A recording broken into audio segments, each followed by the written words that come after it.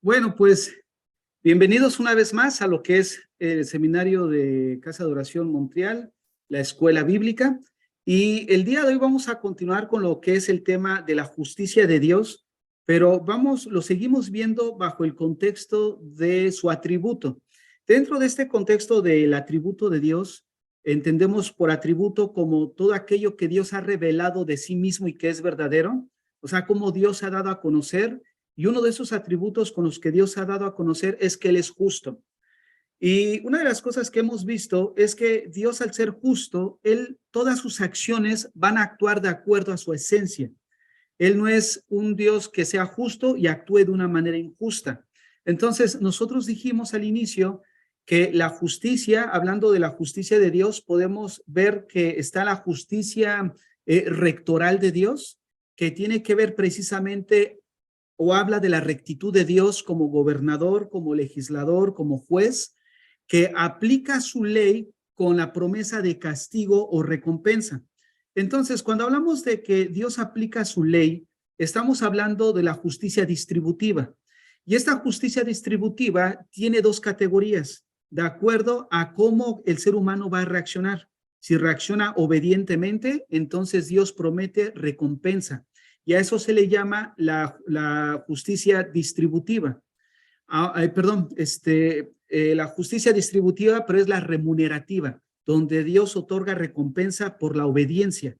Pero también estábamos estudiando lo que es la justicia retributiva, donde Dios inflige castigo por la desobediencia. Entonces, hace rato yo les recomendaba que si pueden de alguna manera memorizar para poder distinguir esto que acabo de mencionar, la justicia rectoral de Dios, que se refiere a la rectitud de Dios como juez, habla de su carácter, pero también vemos la justicia distributiva, que tiene que ver de cómo Dios aplica su ley. Y en esa aplicación de su ley, vemos que lo hace de alguna manera donde inflige castigo por la desobediencia o da recompensa por la obediencia. Y cada una de esas dos acciones recibe un nombre específico. En el caso que vamos a estudiar ahorita es la justicia retributiva, donde Dios inflige castigo por la desobediencia a sus normas y a sus leyes. Vamos a ver un ejemplo de la justicia retributiva y vamos a seguir avanzando en este tema. Miren, el Salmo 11, del 5 al 7, leo el Salmo, lo tiene en pantalla, dice así: Jehová prueba al justo, pero al malo y al que ama la violencia, su alma los aborrece. Observen esto, sobre los malos hará llover calamidades. ¿Qué es esto? La justicia retributiva, donde Dios inflige castigo por la desobediencia a sus leyes. Entonces, sobre el verso 6 sigo leyendo. Sobre los malos hará llover calamidades. Fuego, azufre y viento abrasador será la porción del cáliz de ellos. Observen, todo el verso 6 nos está hablando prácticamente de lo que es la justicia retributiva. Esta justicia retributiva entra en lo que se conoce como la justicia distributiva. La justicia distributiva, dijimos, que se divide o tiene dos categorías: la retributiva, que estamos viendo ahorita, donde Dios inflige castigo por desobediencia, y la justicia remunerativa, donde Dios recompensa por la obediencia. Ahora, leamos el verso 7 del mismo Salmo. Porque Jehová es justo. Observen esto, Jehová es justo. ¿Esto de qué nos habla? De su justicia. Esto nos habla de su justicia rectoral. La justicia rectoral nos dice o nos habla de la rectitud de Dios como juez, como gobernador. Entonces vean cómo en este salmo podemos apreciar lo que hemos estudiado. La justicia retributiva en el verso 6, donde Dios inflige castigo, dolor a la desobediencia de sus mandamientos. ¿Cuál es la causa de que Dios va a castigar por la desobediencia de sus mandamientos? Porque Él es justo, hablando de su justicia rectoral. Y ama la justicia. Observa, ama la justicia. Esto de ama la justicia nos habla de que Dios va a actuar de acuerdo a lo que Él es en esencia. Como Él es un Dios justo, va a actuar conforme a lo justo, a lo recto. Y termina el verso 7, el hombre recto mirará su rostro. Entonces quiero que observen cómo este mismo salmo nos presenta lo que es la justicia rectoral, la justicia retributiva, y de alguna forma nos ilustra el por qué Dios va a castigar a la humanidad, ¿no? Y lo va a castigar por el hecho de que Él es justo. O sea, Él es justo y el ser humano ha violentado sus mandamientos. Por lo tanto, se hace acreedor al castigo. Recordemos que la justicia demanda castigo al infractor. Entonces, eso lo tienen que tener presente para ir entendiendo esta doctrina. Ahora, regresamos a lo que estábamos viendo, la justicia retributiva. Vamos a ver ahora, según lo que hemos estado estudiando hasta el día de hoy acerca de la justicia de Dios, nos hemos dado cuenta que en base a lo que Dios ha dado a conocer de Él, que Él es justo y actúa conforme a derecho, conforme a justicia, entonces el ser humano es digno y merecedor de recibir la justicia retributiva de Dios. Ahora, ¿por qué estamos mencionando, perdóneme, por qué estamos mencionando que es digno, merecedor de recibir la justicia retributiva de Dios? Porque de alguna manera ha vivido en desobediencia a los mandamientos de Él. Al vivir en desobediencia, el hombre se hace acreedor a qué? A la muerte y a la condenación. Desde el libro de Génesis, el Señor ha dicho cuál es la sentencia por el pecado, cuál es la paga del pecado. La paga por infringir o desobedecer los mandamientos de Dios es la muerte y la condenación. Vamos a ver esto a lo largo de las Escrituras rápidamente en Génesis 2:17. Génesis 2:17 nos dice, mas del árbol de la ciencia del bien y del mal no comerás. Observen cómo de alguna manera Dios le da mandamientos. Una de las cosas que quiero mencionar es que los mandamientos nos dirigen. Los mandamientos no son restricción de nuestra libertad. Hay muchas personas que no quieren venir a Cristo, no quieren venir a la iglesia porque piensan que les van a restringir su libertad, ¿no? Porque no van a vivir como ellos quieren. Y una de las cosas que ellos no aprecian es que los mandamientos nos direccionan. Les voy a poner un ejemplo. En toda sociedad, en todo gobierno existen leyes. Esas leyes están estipuladas para mostrarnos cómo el ciudadano debe de conducirse.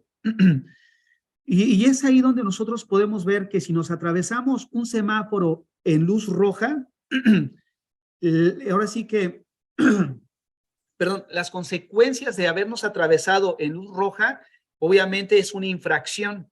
¿Qué nos muestra que es incorrecto atravesarnos la luz en el semáforo cuando está en rojo? Pues de alguna manera el reglamento de tránsito. Entonces, hay ciertas reglas que el gobierno y toda sociedad tiene para de alguna manera enseñarle a los ciudadanos cómo conducirse, cómo vivir en armonía. Yo no voy a hacer esto porque si hago esto, voy a violentar la paz a lo mejor de mi vecino y obviamente es una infracción porque está penalizado o está dentro de las reglas del código de vivienda, como se llame, y de alguna manera me hago acreedor de una sanción. Entonces, de esa misma manera, como las leyes naturales que tiene todo gobierno ayudan a los ciudadanos a dirigirse diariamente, y de igual forma, los mandamientos de Dios nos direccionan. Lo que buscan los mandamientos de Dios es cuidar que nosotros como hijos de Dios evitemos el dolor, evitemos de alguna forma las consecuencias del pecado, porque el pecado, una de las cosas que busca o prácticamente su enganche, su engaño es el hecho de hacernos pensar que vamos a encontrar satisfacción en él. Y lo que el pecado nos muestra al final es que no satisface el corazón del hombre. Entonces, es ahí donde Dios nos pone ciertos mandamientos para guardar nuestro corazón. Las leyes de la sociedad no están puestas para causar, de alguna manera, frustrar a la gente. No, están puestas para ayudarles a que de alguna forma exista una convivencia sana, no haya ninguna perturbación en la sociedad, pero de alguna forma podemos identificarlo en lo espiritual con los mandamientos de Dios, porque los mandamientos de Dios para nosotros son para guardarnos, cuidarnos, y lo vemos aquí en Génesis 2:17. El Señor les da una instrucción a Adán y Eva. Mas del árbol de la ciencia del bien y del mal no comerás. O sea, vuelvo a repetir, el mandamiento nos direcciona, nos dice por dónde ir. Y vean el por qué.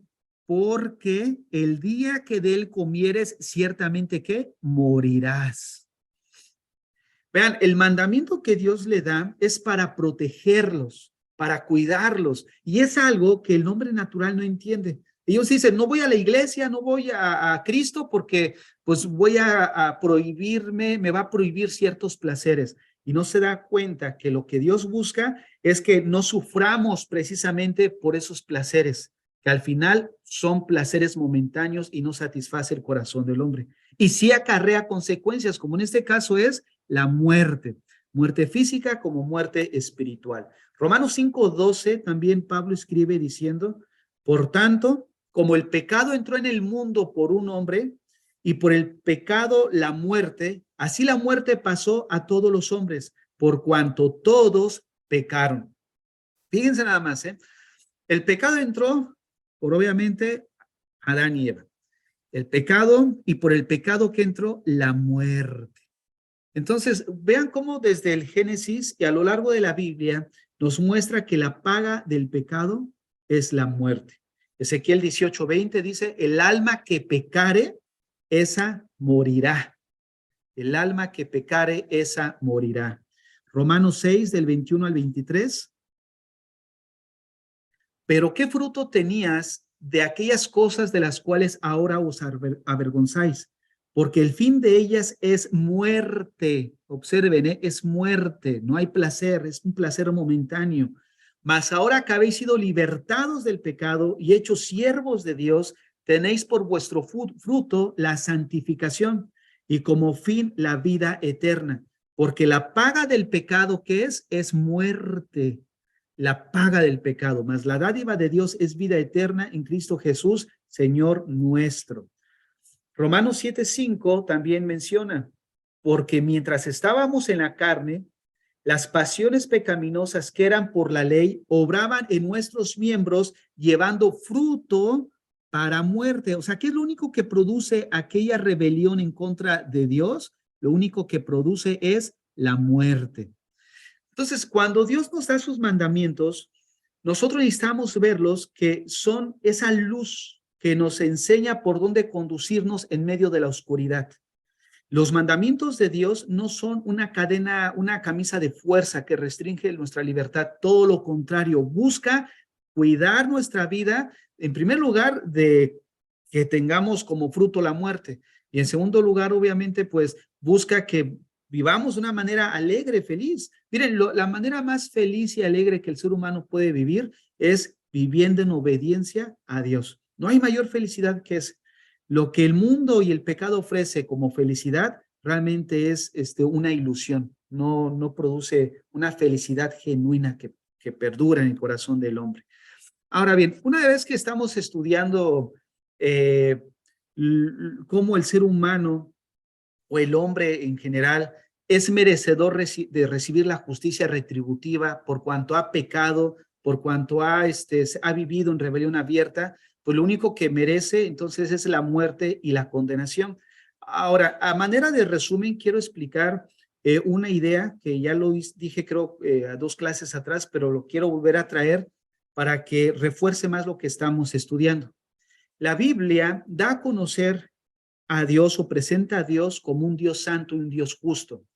La Biblia menciona que este Dios santo y justo también es el juez y que ese juez va a llevar a juicio a toda la humanidad, pero que la humanidad va a ser juzgada de acuerdo a sus leyes. Y estas leyes tienen el mismo carácter de Dios, son justas y son santas. Entonces quiero que vean el panorama. Dios va a juzgar a una humanidad que es diametralmente opuesta a la naturaleza de Dios. La humanidad entera vive en pecado y en rebelión. ¿En qué posición se encuentra la humanidad al ser juzgado por un Dios santo, justo, y que va a juzgar al ser humano de acuerdo a sus mandamientos y a sus leyes? O sea, el ser humano está mal parado delante de Dios, está mal posicionado.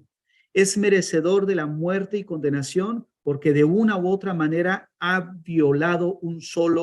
hemos cometido por mínimo un pecado delante de Dios. Y eso ya, pues es una manera, muy buena de mencionar un solo pecado. No hemos cometido muchísimos. Y una de las cosas que nosotros debemos de recordar, que ciertamente los pecados no van a recibir el mismo castigo, ¿no?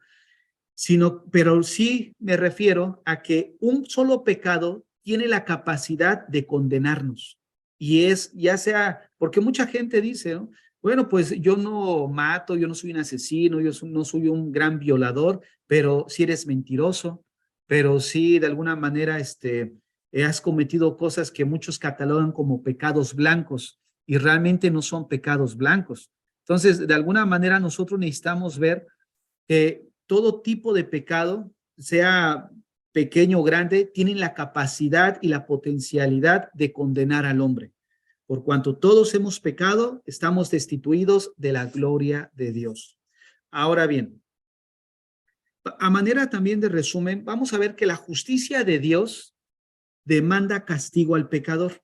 ¿Por qué demanda castigo al pecador? Porque es culpable. Cuando una persona es culpable, la justicia demanda castigo hacia esa persona. En este caso, el ser humano ha pecado delante de Dios, por ende, demanda castigo. La misma justicia hace que se exija el castigo hacia esa persona que es merecedora de la justicia retributiva porque ha violentado los mandamientos de Dios. Por eso mismo, la sentencia, ¿cuál es? La muerte, lo que ya estudiamos. Esta muerte lleva precisamente la separación de Dios. La palabra muerte significa separación. Entonces, una persona que está separada de Dios tiene como resultado la condenación eterna. Es hacia ese lugar, hacia la condenación eterna, donde se dirige la humanidad. Todo lo que compone al ser humano clama por su condenación, porque no hay nada bueno en el hombre. Y esto es lo opuesto a lo que enseñan los maestros contemporáneos del mundo, que dicen que el hombre es bueno por naturaleza. La Biblia dice todo lo contrario. La Biblia dice que el hombre es malo por naturaleza. Salmista David, en el Salmo 50, 51, él escribió, en pecado me concibió mi madre. O sea, desde el momento de la concepción, desde ese mismo momento ya traemos esa tendencia hacia lo malo, ya nacemos con la naturaleza caída, pecaminosa. Entonces, es ahí donde nosotros necesitamos ver, por ende, nos dirigimos hacia esa condenación, estamos mal posicionados delante de él. Ahora bien, en resumen, el ser humano, al violar los mandamientos de Dios, lo único que se hace es acreedor a que toda la justicia de Dios sea aplicada sobre su vida. Ahora, recuerden que nosotros estamos estudiando por qué causa Cristo murió. Cristo murió básicamente por dos razones. Primera es por amor y la segunda es para demostrar que Dios es justo. Entonces, en esta porción o en esta parte que estamos estudiando, estamos viendo que Dios no puede decir a la humanidad, ¿sabes qué? Como soy un Dios lleno de amor, te voy a perdonar, no pasa nada. Eso sería incorrecto. ¿Por qué? Porque Dios, al ser justo, Él tiene que actuar conforme a lo que Él es en esencia, practicar y actuar en justicia. Por ende, Cristo, o mejor dicho, Dios, para perdonar a la humanidad y Él no dejar de ser justo, Él tenía que castigar el pecado. Y lo castigó en la persona de su Hijo Jesucristo hace 2000 años en la cruz. En esa cruz vemos el equilibrio perfecto entre el amor de Dios y su carácter justo. Por ende, vuelvo a repetir, Cristo murió por dos cosas, para demostrar su amor, pero también para demostrar que Él es justo, porque sí o sí castigó el pecado en la persona de su Hijo Jesucristo. Ahora bien, vamos a continuar. Vamos a pasar a ver lo que es la justicia de Dios, pero en el contexto de posición. Recordemos que dijimos que la palabra justicia de Dios, esta frase justicia de Dios en la Biblia se utiliza para referirse a dos cosas diferentes. La primera que acabamos de estudiar es como su atributo. Y lo que vamos a comenzar a estudiar ahora es la justicia de Dios, pero bajo el contexto de posición. Tengan en mente esto, porque esto les va a ayudar mucho. Acabamos de estudiar ahorita, precisamente, que el hombre está mal posicionado. ¿Por qué está mal posicionado? Porque va a ser enjuiciado por un Dios que es justo y que actúa en justicia. Y va a enjuiciar a una humanidad que es lo opuesto a lo que él es en carácter. Por lo tanto, está mal posicionado. Ahora, ¿qué nos habla la justicia de Dios? La justicia de Dios bajo el contexto de posición, entendiendo en primera instancia que el hombre está en una incorrecta posición delante de Dios. Ahora, ¿qué nos enseña esta doctrina? La justicia de Dios bajo el contexto de posición se refiere a la justicia que Dios nos da. ¿Cómo que nos da? Pues si nosotros estamos en una mala posición, entonces Dios nos da una justicia para colocarnos en una posición correcta delante de Él. Es la justicia que Dios nos da para colocarnos en una posición justa y así tener una correcta relación con Él. Recordemos, vuelvo a repetir, que el hombre no tiene una correcta relación con Dios. Lo estudiamos en el Salmo 5 y el Salmo 7. Dios aborrece. ¿Qué significa esta palabra aborrecer? Viene de un término en hebreo que es sané, y significa ser contrario. Habla de una enemistad en contra de Dios. Una doctrina que el apóstol Pablo desarrolló en Romanos capítulo 5, cuando él dice que si siendo enemigos de Dios, o sea, el ser humano en su esencia es un enemigo de Dios, lo que enseña el Salmo 5. Cuando dice que Dios aborrece, hace referencia a que hay una enemistad entre su creación y él. ¿Y qué es lo que causa esa enemistad? El pecado. El pecado que nos lleva a estar en una incorrecta posición delante de Dios. Entonces, ¿qué es lo que nos enseña la doctrina de la justicia de Dios bajo el contexto de posición? Que estando en esa incorrecta posición, ahora somos trasladados a una posición correcta delante de Él, una posición justa, y así entonces poder tener una relación con Él. Ahora, vamos a entender esto a la medida que vayamos viendo una serie de versículos que nos van a ayudar a abrir más nuestro entendimiento. Vayamos primeramente a Romanos 3, del 21 al 23. Voy a hacer uso de otras versiones para que todavía sea más claro, pero no pierdan de vista lo que es la justicia de Dios, porque ahí vamos a enfocar en estos términos, la terminología.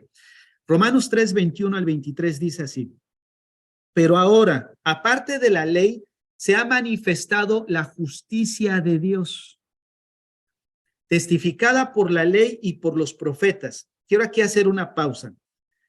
Pero ahora, aparte de la ley, se ha manifestado la justicia de Dios. Esta palabra manifestar se refiere a revelar, a hacer visible, se refiere a poner en evidencia.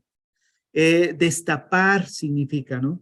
Es como si tú tuvieras una moneda en la palma de tu mano. Si tú tienes una moneda en la palma de tu mano y tú cierras la mano, la gente que está a tu alrededor no la puede ver.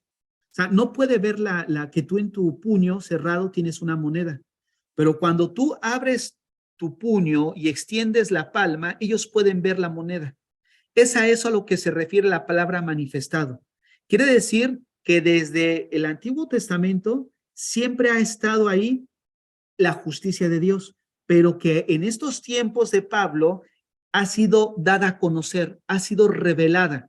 ¿Qué ha sido revelada? La justicia de Dios, pero la justicia de Dios no en términos de su atributo, sino en términos de posición, en términos de cómo ahora el hombre puede tener una posición correcta delante de Dios. ¿Por qué razón digo esto? Porque desde el Antiguo Testamento el atributo de Dios como justo, ellos ya lo conocían. Entonces, no puede ser la justicia de Dios en el contexto de atributo, sino se refiere en el contexto de que se ha dado a conocer, se ha manifestado cómo ahora el hombre puede ser justo delante de Dios. Observen el verso 22.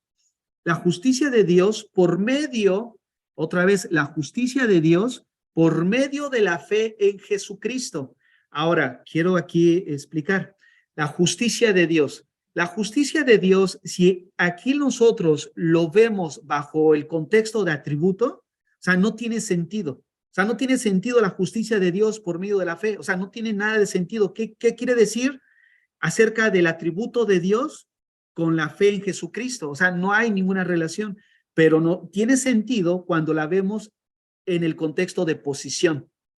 La justicia de Dios por medio de la fe en Jesucristo, para que todos los que en Él creen, para que los que en Él creen, vuelvo a repetir, para todos los que creen en Él, porque no hay diferencia, por cuanto todos pecaron y están destituidos de la gloria de Dios. Ahora, voy a leer otra versión, que es la Nueva Traducción Viviente, y esta versión va a ser más clara. Ya con la explicación que acabo de dar, aquí va a quedar muy claro. Dice así: pero ahora, tal como se prometió tiempo atrás en los escritos de Moisés y de los profetas, Dios nos ha mostrado, vean, nos ha mostrado, esto nos ha mostrado, tiene relación directa con se ha manifestado. ¿Qué nos ha mostrado? ¿Cómo podemos ser justos ante Él? Observen. ¿Cómo podemos ser justos? ¿Cómo podemos ser justos? Cómo podemos ser justos tiene relación directa con lo que es la justicia de Dios. Nos ha mostrado cómo podemos ser justos ante Él sin cumplir las exigencias de la ley. Dios nos hace justos, Dios nos hace justos. Verso 22 aquí, la justicia de Dios, observen. Dios nos hace justos a sus ojos cuando ponemos nuestra fe en Jesucristo. Y eso es verdad para todo el que cree, sea quien fuere, pues todos hemos pecado, observa, todos hemos pecado. ¿Qué implica todos hemos pecado? Implica estar en una incorrecta posición. O sea, no teníamos una correcta posición, pero ahora, a través del Evangelio, somos trasladados a una posición correcta delante de Dios. Ahora bien, vamos a continuar. Vamos a ver una serie de textos que nos habla de todo lo que estoy explicando. Romanos 1, 16 al 17. Porque no me avergüenzo del Evangelio, porque es poder de Dios para salvación a todo aquel que cree, al judío primeramente y también al griego. Porque en el Evangelio la justicia de Dios, fíjense, en el Evangelio la justicia de Dios se revela por fe y para fe. Aquí la justicia de Dios vuelve a entenderse mejor como el ser posicionados. O sea, no es tanto aquí el hecho de ver la justicia de Dios como su atributo. ¿Cómo lo sabemos? Vayamos a ver la otra versión, Nueva Traducción Viviente. Pues no me avergüenzo de las buenas noticias acerca de Cristo, porque es poder de Dios en acción para salvar a todos los que creen, a los judíos primero y también a los gentiles. Observen esto. Esa buena noticia nos revela cómo Dios nos hace justos ante sus ojos, lo cual se logró del principio al fin por medio de la fe. Ahora, observen, nos hace justos. Esto de nos hace justos, ¿qué implica? Implica que nosotros estábamos bajo la ira de Dios. La ira de Dios. ¿Por qué? Porque estábamos en una posición incorrecta, pero ahora hemos sido trasladados a una posición correcta a través del sacrificio de Cristo. Entonces, cuando la Biblia habla de la justicia de Dios, tenemos que observar en qué sentido se refiere, si su atributo, a su atributo o posicionalmente, donde somos trasladados de un lugar a otro lugar de salvación. Vamos a continuar.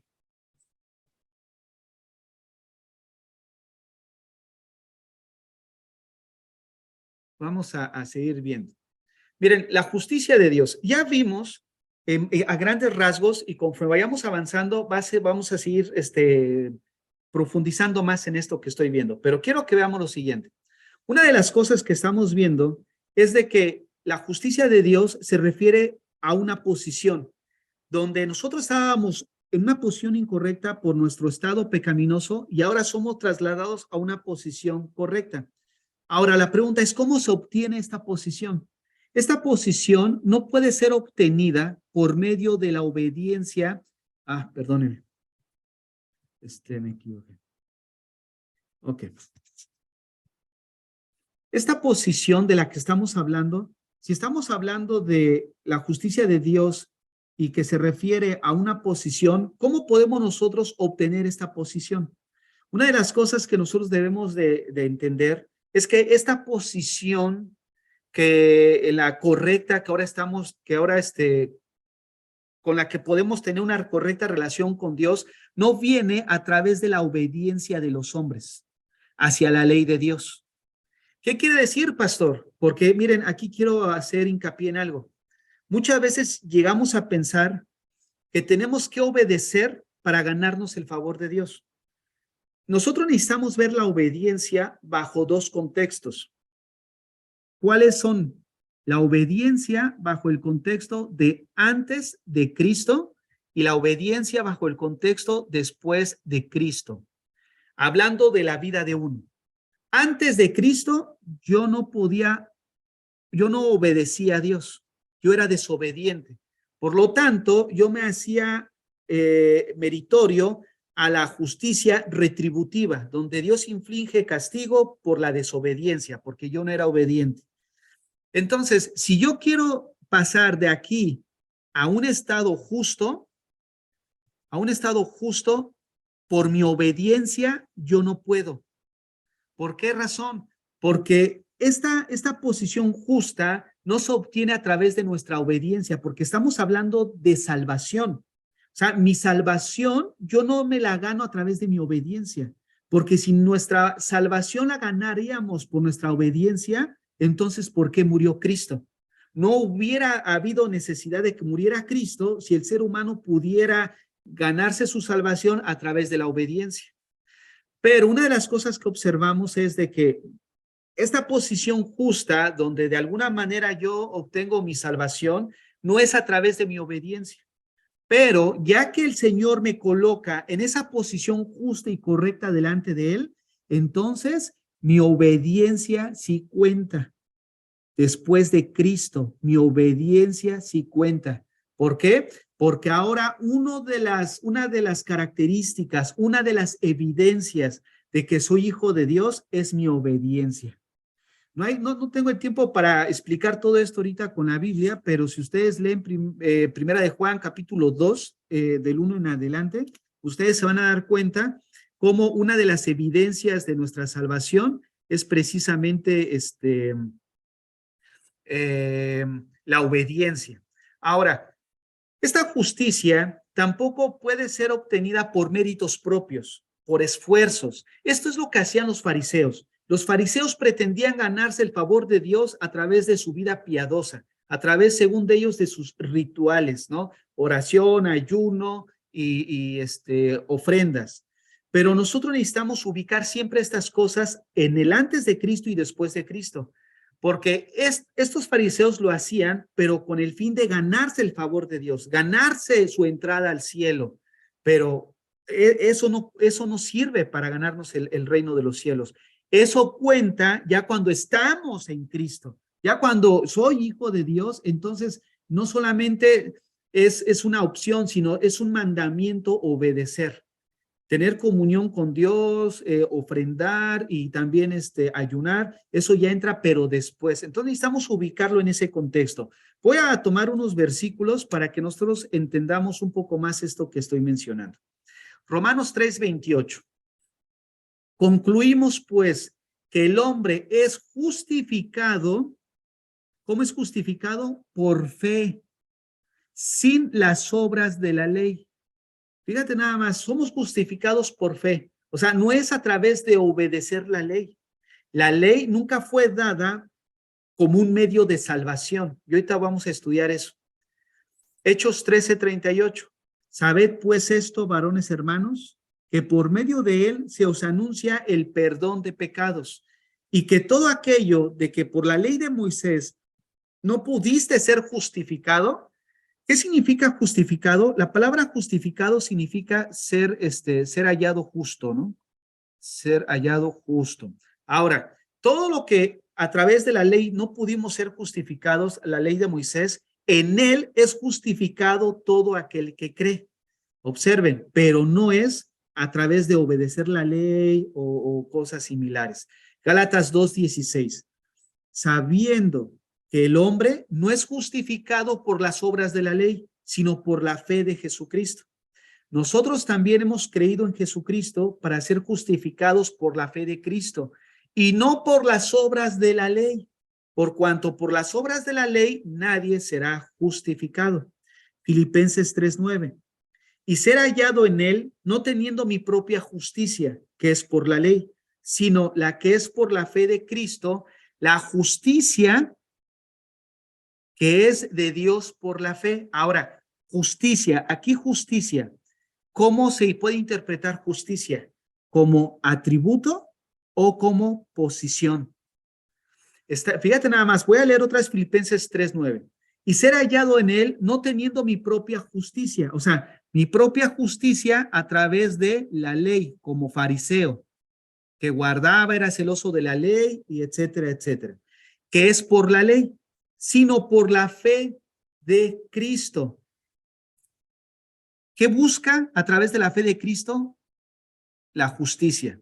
Ahora observa lo que dice adelante. La justicia que es de Dios por la fe.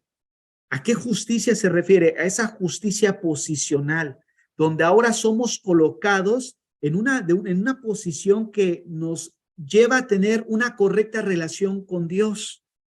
Entonces, quiero que vean cómo hay que distinguir cuando habla la palabra justicia dependiendo del contexto. Ahora bien, vamos a continuar viendo un poco más de esto.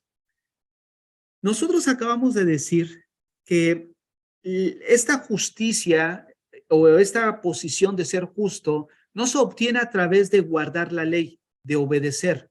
Entonces la pregunta sería, ¿cuál fue el propósito entonces de la ley? Miren, el propósito de la ley nunca fue para alcanzar la salvación. Más bien, el propósito de la ley fue mostrarnos el estándar de Dios y lo que Él demandaba de nosotros. El propósito de la ley tiene 3 puntos, o sea, podemos ver 3 cosas por las cuales la ley se nos fue dada. La primera es que refleja su voluntad y sus parámetros. Hace rato yo mencionaba que las leyes humanas son un ejemplo precisamente para ilustrar cómo funcionan los mandamientos de Dios. Las leyes humanas nos direccionan, nos muestran qué es lo que demanda el gobierno de sus ciudadanos. O sea, aquí esta ley nos refleja cómo debemos de conducirnos, de comportarnos. Y esto pues son prácticamente lo que enseña el derecho, ¿no?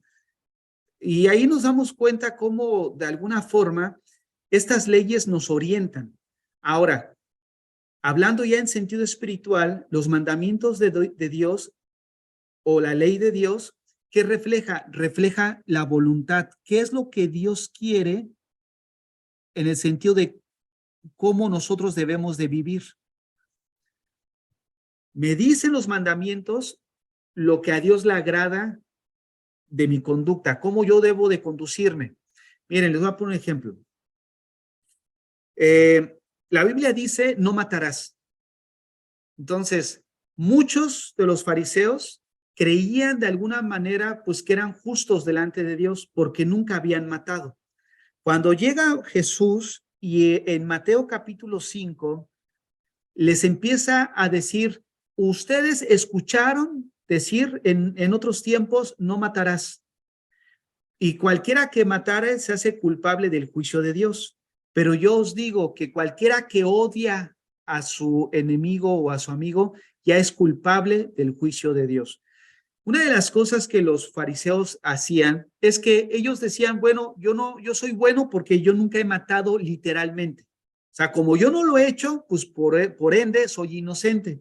Sin embargo, el Señor les está mostrando que los mandamientos de Dios no solamente regulan la conducta, sino que regulan las intenciones del corazón. No es necesario que tú mates a alguien para ser culpable delante de Dios. Con el hecho que en tu corazón ya tengas la intención o ya esté guardado el odio, el rencor hacia esa persona, delante de Dios nos volvemos en asesinos, o sea, nos volvemos culpables.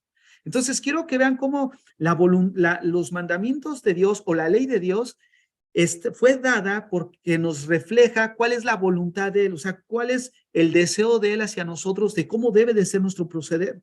Es nuestro parámetro de vida. En segundo lugar, la ley fue dada para mostrarnos nuestro pecado. Vean el pensamiento progresivo de esto. Los mandamientos me muestran lo que Dios demanda de mi conducta.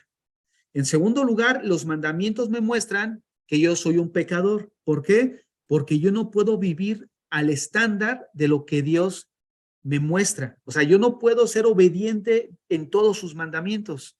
Entonces, de alguna manera, la ley también muestra que soy pecador, porque no obedezco esos mandamientos. Vayamos a ver Romanos 3:20. Pues nadie llegará jamás a ser justo ante Dios por hacer lo que la ley manda. Observen, o sea, por obedecerla. La ley sencillamente nos muestra lo pecadores que somos. La ley nos muestra lo pecadores que somos. Romanos 5:20. La ley de Dios fue entregada para que toda la gente se diera cuenta de la magnitud de su pecado. Romanos 7:7. Ahora bien, ¿acaso sugiero que la ley de Dios es pecaminosa? De ninguna manera. De hecho, fue la ley la que me mostró mi pecado. Yo nunca hubiera sabido qué es codiciar. Yo nunca hubiera sabido que codiciar es malo si la ley no dijera no codiciéis. Miren nada más. Entonces, ¿cuál es el propósito por el cual Dios dejó la ley? No fue el propósito para alcanzar la salvación, sino para mostrarnos cuál es la voluntad de Dios y el parámetro que Dios demanda del ser humano.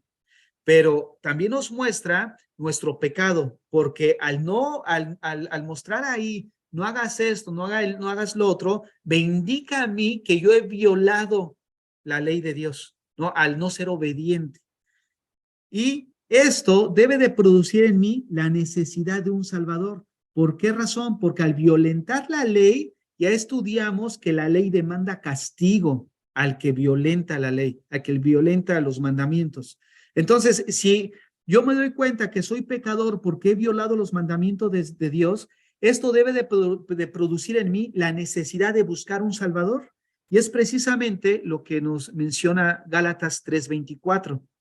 De manera que la ley ha sido nuestro ayo, que significa tutor, para llevarnos a Cristo, a fin de que fuésemos justificados por la fe. Entonces, ¿qué es lo que, en tercer lugar, el motivo por el cual Dios nos dio la ley? Para llevarnos a buscar a un Salvador. ¿Por qué? Porque la misma ley nos muestra a nosotros que hemos violado los mandamientos de Dios. Por lo tanto, somos acreedores de su castigo. Ahora bien, una vez que hemos visto con qué propósito se nos dio la ley, en base a que nosotros entendamos que nuestra salvación y esta posición justa que Dios demanda de toda persona que quiera acercarse a Él, no se obtiene a través de la obediencia de sus mandamientos, sino a través de la fe en su Hijo Jesucristo. A la primera enseñanza, creo, en la segunda clase, yo les di una definición de lo que es la justicia de Dios en el contexto de posición. Acabo de mencionar, cuando terminamos de estudiar la justicia de Dios en el contexto de su atributo, que el ser humano está en una posición en una mala posición delante de Dios. Entonces, estando en esa mala posición, no puede acercarse a Dios. ¿Por qué no puede acercarse a Dios? Porque ya estudiamos que Dios es un Dios santo y justo. ¿Qué implica esto? Que toda persona que quiera acercarse a Dios, Dios demanda de él que tenga una correcta posición. O sea, para que esa persona pueda entrar en una relación correcta con el Padre. Ahora, ¿cómo se obtiene entonces esta posición? La Biblia dice que esta posición se obtiene solo mediante la fe. Ahora, vamos a estudiar en Romanos 4 esto. ¿Qué pues diremos que halló Abraham, nuestro padre según la carne? Porque si Abraham fue justificado por las obras, o sea, fue declarado justo por su buen comportamiento, tiene de qué gloriarse, pero no para con Dios.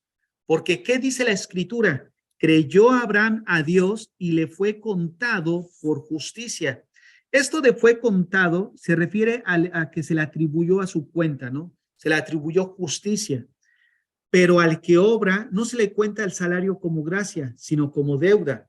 O sea, se refiere a un trabajador. Cuando alguien trabaja y se le da el salario, o sea, no es que se lo dé de una manera sin merecerlo, sino que él se ganó su sueldo, ¿no? Entonces, eso es la idea que está en el verso 4. El verso 5 dice, mas el que no obra, sino que cree en aquel que justifica al impío, su fe le es contada por justicia. Vayamos a ver otra traducción para entender todavía un poco más esto. Humanamente hablando, Abraham fue el fundador de nuestra nación judía, ¿qué descubrió él acerca de llegar a ser justos ante Dios? Que si sus buenas acciones le hubieran servido para que Dios lo aceptara, habría tenido de qué jactarse. Pero esa no fue la forma de actuar de Dios, pues las escrituras nos dicen, a Abraham le creyó a Dios y Dios consideró a Abraham justo debido a su fe. Estamos hablando de cómo se obtiene esta posición. ¿Cómo yo, que estoy en una posición incorrecta, puedo llegar a estar en una posición correcta delante de Dios para poderme acercarme a Él a través de la fe? ¿Cómo opera esto? Miren, Marcos 1:15 dice, arrepentíos y creed en el evangelio. ¿Qué quiere decir? Cuando Dios manda a una persona a arrepentirse, es porque la conducta y el proceder de esa persona está incorrecta, está en pecado. Por lo tanto, tiene que volverse a Dios. Y como él sabe que no puede obtener esa posición justa por sus méritos ni por obediencia a la ley, entonces debe de poner su fe en el sacrificio de Cristo, donde ese hombre que murió ahí hace 2000 años, sí vino aquí a la tierra, vivió obedientemente en los mandamientos de Dios, nunca pecó, y estando ahí en la cruz, ese hombre que murió hace 2000 años, ahora me da a mí esa vida justa. Hay un traspaso de su justicia, una imputación, donde ahora a mí se me atribuye la vida justa que él llevó y mi vida pecaminosa se le imputa a él. O sea, hay una doble imputación. Mis pecados se le imputaron, se le atribuyeron a Cristo, y su vida justa, esa vida de justicia que él llevó, se me imputa a mí. Entonces, ahora, cuando esa vida justa se me imputa a mí, se me atribuye a mí, me coloca de una manera correcta posicionalmente delante de Dios. Es ahí por eso que dice, Abraham fue declarado justo debido a su fe. ¿Por qué? Porque él creyó que a través del sacrificio, él puede ser considerado delante de Dios justo. Y este es el evangelio. Arrepiéntete y cree en el evangelio. ¿Qué quiere decir? Que llevas una vida inmoral, que llevas una vida en pecado. Eso te ha posicionado de una manera incorrecta delante de Dios. ¿Qué espera Dios y qué demanda de ti? Que te arrepientas y que creas que en Cristo Él encuentra la salvación cuando Él te proporciona la vida justa que nosotros no podemos llevar, para colocarnos en una posición correcta delante de Dios. Entonces, vuelvo a repetir, para que quede más clara la idea de justicia de Dios bajo el contexto posicional. Se refiere a la posición justa que Dios demanda de toda persona que quiera acercarse a Él. La justicia de Dios posicional se refiere a la posición justa que Dios demanda de toda persona que quiera acercarse a Él. Ahora, entiéndase que ninguna persona tiene esta posición. Solamente se obtiene a través de poner su fe en el sacrificio de Cristo, creyendo que esa vida justa que llevó ese hombre ahora se me atribuye a mí y mis pecados se le atribuyeron a él, y esa justicia que se me atribuyó a mí me coloca en una posición correcta delante de Dios. Vamos a seguir avanzando y van a ver que conforme avancemos va a quedar más fija la idea. Gálatas 2:21. Yo no tomo la gracia de Dios como algo sin sentido, pues si cumplir la ley pudiera hacernos justos ante Dios, entonces no habría sido necesario que Cristo muriera. Observen, ¿cómo obtenemos esta posición? No se obtiene en obediencia de la ley. O sea, cuando hablamos de obedecer, repito, necesitamos ver en qué tiempo nos referimos y a qué nos estamos refiriendo. Mi obediencia para salvación no la puedo obtener. O sea, yo no puedo obtener mi salvación por medio de mi obediencia. cuando se les mandó la solicitud de inscripción al seminario, ahí dice, ¿qué te hizo cristiano? Una de las preguntas, y la mayoría puso, pues, porque fui obediente a Dios, fui obediente a los mandamientos de Dios. Y mira, nosotros nos hacemos cristianos o somos cristianos, y hablando en el sentido de que nos volvimos cristianos, ¿no? O sea, recibimos a Cristo, somos salvos no porque fuimos obedientes, sino porque nos arrepentimos, porque creímos en el sacrificio de Cristo. Y una vez que me he arrepentido, creo en el sacrificio de Cristo, soy una nueva criatura, ahora mi obediencia refleja lo que hubo y pasó en mi vida interna. Hubo un cambio interno que se exterioriza a través de mi obediencia, en que mi proceder ya no es el mismo pecaminoso que tenía antes de Cristo.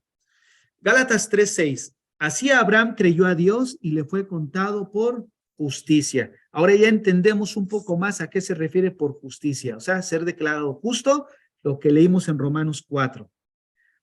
Gálatas 3:6, del mismo modo, Abraham le creyó a Dios y Dios lo consideró justo debido a su fe. Vuelvo a repetir, ¿cómo es que nosotros obtenemos esta posición o esta justicia? A través de la fe, a través de la fe. Gálatas 3:21. Luego la ley es contraria a las promesas de Dios en ninguna manera, porque si la ley dada pudiera vivificar, la justicia fuera verdaderamente por la ley. O sea, volvemos a lo mismo. Romanos 5:21. Entonces, así como el pecado reinó sobre todos y los llevó a la muerte, ahora reina en cambio la gracia maravillosa de Dios, la cual nos pone, observa esto, este versículo es una joya para lo que estamos estudiando, lo cual nos pone en la relación correcta con Él y nos da como resultado la vida eterna por medio de nuestro Señor Jesucristo. Repito todo el versículo. Entonces, así como el pecado reinó sobre todos y los llevó a la muerte, ahora reina en cambio la gracia maravillosa de Dios, la cual nos pone en la relación correcta con Él y nos da como resultado la vida eterna por medio de Jesucristo nuestro Señor. O sea, estamos hablando de una posición correcta en la que ahora pues somos colocados y a eso se refiere precisamente justicia de Dios. Vamos a ver Filipenses 3:9, hace rato lo leímos, pero ahora lo vamos a ver en tres versiones distintas. La primera que vamos a leer es la Reina Valera. Dice así: y ser hallados en Él, no teniendo mi propia justicia, que es por la ley, sino la que es por la fe de Cristo, la justicia que es de Dios por la fe. Nueva traducción viviente. Y llegar a ser uno con Él. Ya no me apoyo en mi propia justicia por medio de obedecer la ley, más bien llego a ser justo por medio de la fe en Cristo. Llego a ser justo directamente, la justicia que es de Dios. O sea, la justicia que viene de Dios. Esa justicia que viene de Dios se refiere a colocarnos en una posición justa. La Biblia de las Américas. Y ser hallado en Él, no mi propia justicia derivada de la ley, sino la que es por la fe en Cristo. Aquí me equivoqué, es por la fe en Cristo. La justicia que procede de Dios sobre la base de la fe. Fíjate nada más, la justicia que procede de Dios. Ahora, vuelvo aquí a repetir, esta palabra justicia, ¿cómo la debemos nosotros de interpretar? Hay una ley en hermenéutica que es la segunda ley, donde dice que una palabra va a encontrar su significado de acuerdo a las palabras que rodean la frase. Miren, una palabra, cuando tú la buscas una palabra en el diccionario te da los diferentes significados que puede tener una palabra. Pero esa palabra en una oración se convierte en un término. Y ese término encuentra su significado de acuerdo al contexto de lo que se está hablando. Aquí la palabra justicia no puede interpretarse como atributo, porque el contexto no está hablando de atributo. Estamos hablando de una posición en la que el hombre se encuentra por haber violado los mandamientos de Dios. Entonces, tengan en mente eso y volvamos a leer Filipenses 3:9. Y ser hallado en él, no mi propia justicia derivada de la ley, sino la que es por la fe en Cristo. O sea, una justicia que viene, hablando posicionalmente, a través de poner mi fe en él. La justicia que procede ¿de quién? De Dios, sobre la base de la fe, porque se entiende que estábamos mal posicionados, ¿no? De acuerdo a todo lo que ya hemos estudiado. Ahora bien, vamos a continuar. Miren, la justicia de Dios es un don. Y es un don para acercarnos a Dios. En Romanos 5:17 menciona precisamente que la justicia es un don que viene de Dios. Dice el texto así: pues si por la transgresión de uno solo reinó la muerte, mucho más reinarán en vida por uno solo, Jesucristo, los que reciben la abundancia de la gracia y el don de la justicia. Fíjate nada más, el don de la justicia. La justicia es un don. ¿Qué significa esto? Que es un regalo de Dios, es una dádiva de Dios. Pero esta dádiva de Dios se ofrece por medio de la fe, lo que hemos estudiado, ya a manera de resumen. La justicia de Dios por medio de la fe, o sea, la justicia de Dios, que es el don, un don que Dios da gratuitamente, una dádiva que viene por la fe ¿en quién? En Jesucristo. Para todos los que creen en Él, porque no hay diferencia. ¿Qué quiere decir que no hay diferencia? Pues hace referencia al contexto en que todos están destituidos de la gloria de Dios. Romanos 3:22, la Nueva Traducción Viviente, dice así: Dios nos hace justos. O sea, posición. Vean nada más. A sus ojos cuando ponemos nuestra fe en Jesucristo. Y eso es verdad para todo el que cree, sea quien fuere. Ahora bien, una pregunta. ¿Nosotros somos salvos por fe o por gracia? Miren, muchos pudieran pensar, bueno, pues somos salvos por la fe. Miren, una de las cosas que vemos es que Efesios 2:9 dice que no es por obras para que nadie se gloríe, sino que la gracia viene, si no somos salvos por fe, somos salvos por gracia por medio de la fe. O sea, la salvación es gratuita. Y el conducto que nos lleva a esa salvación es la fe. La pregunta es, ¿por qué la fe y no el amor? ¿Por qué el conducto a esa salvación no es el amor? Si 1 Corintios 13 menciona que es uno de los grandes frutos que puede tener el ser humano, el amor. ¿Por qué no la bondad? ¿Por qué no la misericordia? O sea, ¿por qué la fe menciona la Biblia que es el conducto para llegar a la salvación por la gracia? Miren, la fe es la actitud del corazón que es exactamente lo opuesto a depender de nosotros mismos. Por esa razón, Dios escogió que el conducto sea la fe para conectarnos con la gracia, porque la fe nos lleva a no depender de nosotros. O sea, que no exista ni un mérito en nosotros. La fe es la actitud del corazón que es exactamente lo opuesto a depender de nosotros mismos. Dios se encargó de que en el plan de su salvación, el hombre no tuviera participación en su salvación, sino que la salvación fue hecha por Dios a través de su Hijo Jesucristo y se obtiene por gracia porque es una dádiva, es un regalo que se obtiene por la fe. ¿Por qué la fe? Porque la fe es depender en alguien externo a nosotros mismos. Depender en alguien y reconocer nuestra imposibilidad por nuestros méritos, por nuestras obras, de obtener algo como esta salvación preciosa, sino todo es regalo, dádiva, don, como lo leímos, de Dios, y el vínculo es la fe. Segunda a los Corintios 5:21, al que no conoció pecado, por nosotros lo hizo pecado, para que nosotros fuésemos hechos justicia de Dios en él. Observen, Jesús no conoció pecado, por nosotros lo hizo pecado. Ya explicamos esto de lo hizo. No significa que él se convirtió en pecador. Si eso hubiera sido así, él mismo hubiera estado incapacitado para ofrecerse como sacrificio, porque de alguna manera él mismo hubiera necesitado un redentor. Entonces no se refiere a eso. Leo otra vez, al que no conoció pecado, por nosotros lo hizo pecado, para que nosotros fuésemos hechos justicia de Dios en él.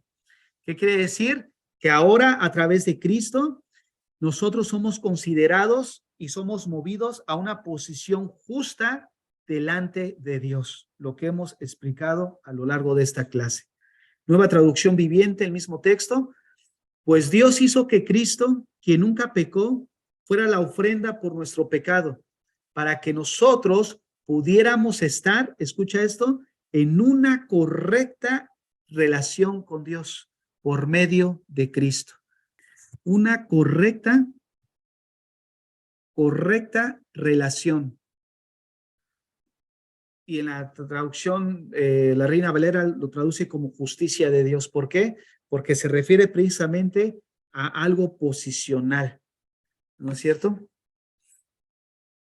Ya para ir hacia el final, quiero que veamos entonces cómo se obtiene la justicia de Dios, hablando de esta posición justa, solo por medio de la fe. Nosotros leímos Romanos 1:17, lo vamos a volver a leer, ahí lo tienen en pantalla, y dice, esa buena noticia nos reveló cómo Dios nos hace justos ante sus ojos, lo cual se logra de principio a fin por medio de la fe. Como dice las Escrituras, es por medio de la fe que el justo tiene vida. Fíjense, esa buena noticia nos revela cómo Dios nos hace justos ante sus ojos. Lo podríamos parafrasear de la siguiente manera, porque en él, es decir, en el evangelio, tal como se lo predica, se revela una posición justa, que es un don de Dios y que de esta manera se ofrece a los hombres, y este don es enteramente por fe, lo que hace rato mencioné. Ahora, solamente para cerrar esto de la justicia de Dios y tener una idea más clara, quiero ponerles un ejemplo de lo que es la justicia de Dios. En el libro de Génesis, nosotros sabemos que Adán y Eva, ellos tenían una correcta relación con Dios. Ellos vivían de alguna manera en una intimidad directa con Dios. Pero cuando ellos caen en pecado, ¿qué sucede? Lo primero que entró a ellos fue que sintieron vergüenza y corrieron a esconderse de Dios. Eso es lo primero que produce el pecado en la vida de un ser humano. Incluso cuando tú conoces dentro de la iglesia a un hermano y de repente no va a la iglesia y él dice, ¿sabes qué? Es que me siento mal porque he pecado delante de Dios. Y muchas veces no van a la iglesia, ¿por qué? Porque sienten la vergüenza. ¿Y qué hacen? Hacen lo opuesto a lo que deberían de hacer. Corren de Dios. Y no vienen a la iglesia porque ellos dicen, cuando esté mejor y ya cuando esté bien, voy a ir a la iglesia. Pero si ellos pueden estar bien sin Dios, pues entonces, ¿para qué lo necesitan? Si pueden estar bien sin Dios, no estando en la iglesia, pues entonces no tiene caso que vengan, ¿no? Entonces, fíjate cómo de alguna manera ellos no razonan pues bien lo que dicen. Como la única forma en la que podemos estar bien con Dios es viniendo a la iglesia a pedir ayuda, a arrepentirnos. Pero bueno, el punto a lo que voy es de que Adán y Eva corren y se esconden, ¿no es cierto? Por el estado en el que se encontraban. Viene Dios y empieza, Adán, Eva, ¿dónde están? Y bueno, pues ellos se esconden. Y le dice, oye, pues te estoy buscando, que andas escondido. ¿Y qué le dijeron a Adán y Eva? Pues es que como andábamos desnudos, por eso pues nos tapamos. ¿Qué le dice el Señor? ¿Quién les enseñó que estaban desnudos? Comieron del fruto del árbol que no debieran tocar. Y ellos dijeron, sí. Bueno, conocemos la historia, pero para hacerla más práctica, ellos, ¿qué usaron para cubrir su desnudez? Ellos usaron hojas de higuera, ¿no es cierto? Usaron hojas de higuera y taparon su desnudez. Eso es lo que hace el hombre. Esas hojas de higuera representan las obras del hombre, el esfuerzo del hombre para cubrir su pecado y poder así tener una relación con Dios. Eso es básicamente lo que es la religión. La religión es el esfuerzo del hombre para unirse otra vez con su Creador, a través de sus méritos y de sus obras. Entonces, cuando ellos ponen sus hojas de higuera, ¿qué es lo que hace Dios? Dios lo primero que hace es le quita esas hojas. O sea, en pocas palabras nos dice el Señor que la única manera para cubrir la desnudez de nuestro pecado no es a través del esfuerzo humano, sino es a través de lo que Dios puede hacer. ¿Qué es lo que hizo Dios? Dios los cubrió con pieles de animales. Ahora, ¿de dónde sacó esas pieles? Obviamente, para sacar esas pieles, tuvo que sacrificar un animalito. Observen nada más cómo de alguna manera ya estaba el evangelio ahí reflejado. El hombre busca de alguna manera por sus medios cubrir la desnudez de su pecado. El Señor le quita esas hojas mostrándonos que no es a través de tu esfuerzo que puedes obtener otra vez esa posición correcta delante de Él, sino es a través de lo que Él puede hacer. ¿Qué es lo que hizo? Sacrificó un animalito. ¿Qué es lo que hizo Dios a favor de la humanidad para poder entrar en una correcta relación con Él? Sacrificó a su Hijo Jesucristo. Entonces, es a través de ese sacrificio el único medio en el que ahora podemos entrar a una correcta relación con Dios. Observen esto. ¿Qué es lo que hizo Dios? Dios mató un animalito para darle cobertura a Adán y Eva.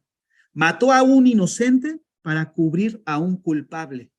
¿Cómo podemos definir la justicia de Dios?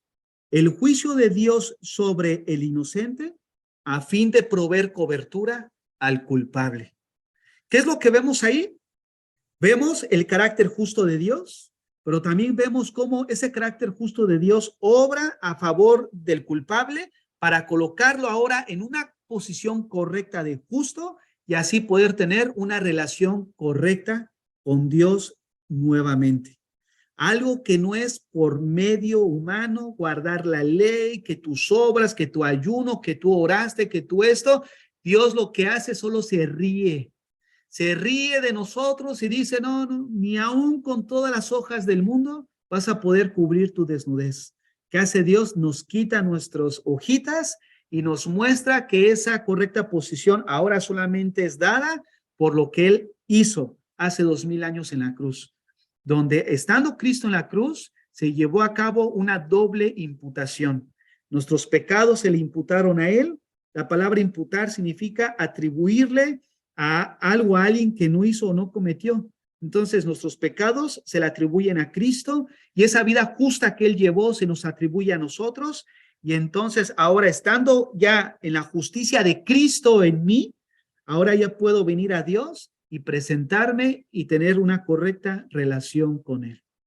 Yo espero que haya sido de mucha edificación, que se haya entendido el mensaje de la justicia de Dios. Contexto posicional es una enseñanza clave para nosotros como cristianos. Y bueno, pues vamos a la sección de preguntas y respuestas. Hemos llegado al final, hermano.